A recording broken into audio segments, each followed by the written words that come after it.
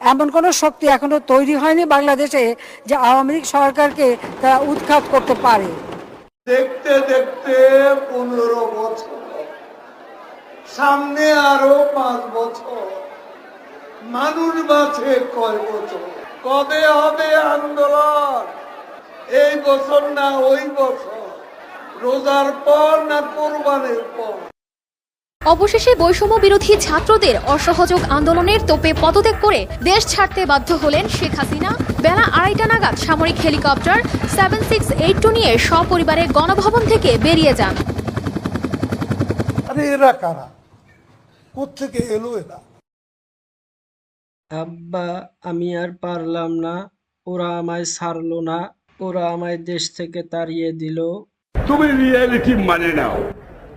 Reality মানে নাও, এদিক চিন্তা ভাবনা না করে নিজের মানুষকে বাঁচাও, কারণ আমি জানি 12টা তোমার বেজে গেছে।